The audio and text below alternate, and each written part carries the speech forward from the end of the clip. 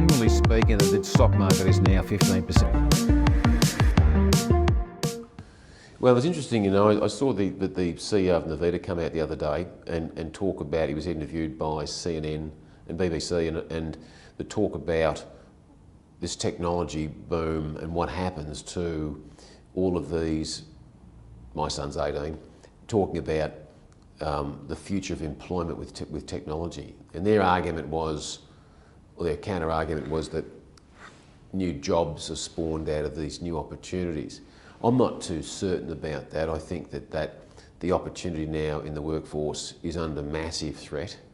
I think, for example, in my space, finance, accountancy, law and funds management, I think we'll see accountants, typical accountancy, it will be completely different to what it is now.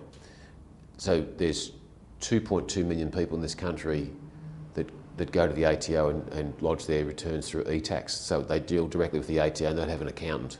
They just lodge online because they think they're not entitled to any returns, and they don't want to pay $500 or $1,000 to get a tax return. I think that'll go to, in time, with technology in that space, to 5 million. I think a third of the economy, or a third of the taxpayers, will move to that height. So that sector's under massive threat.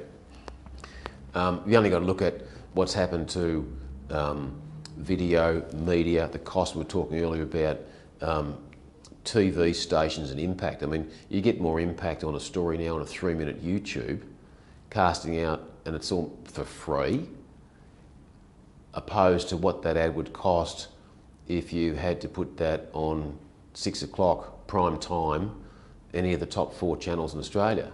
So that's interesting too.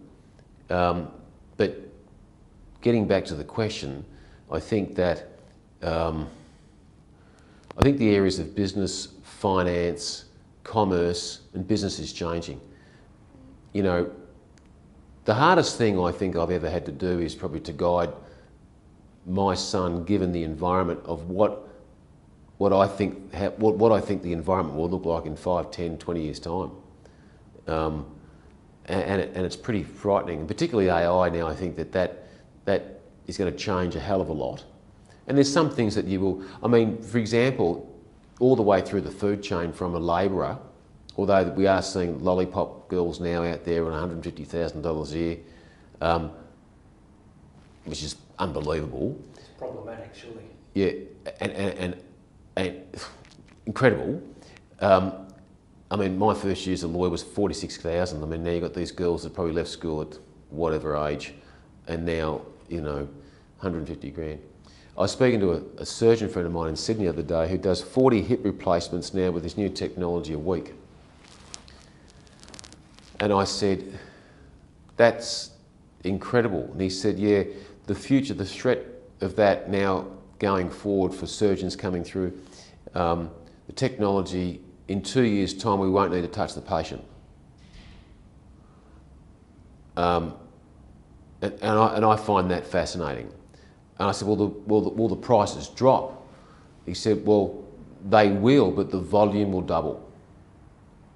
So even at the top end of the food chain, which, you know, you might have a labourer down here and a surgeon or a brain surgeon would be deemed to be in a white collar, deemed to be way above a lawyer, you know, they're earning big money. So when you look at all the different occupational classes, I mean, a vet, even they'll earn good money because of the scarcity. Brain surgeons, all of that's changing. But yeah, there's just so much to think about in that space now, and I think that the hardest thing is, well, the view I have and share with my son was keep an open mind and be able to adapt and pivot to rain, hail, sleet or snow as the environment changes. So learn the game of chess in business. That's what I've sort of advocate to him. The ones that are hell-bent on being an accountant, I'd say, well, think about that. That's a threat. There's so many things that are a threat, but there's also other things that will open up at the same time.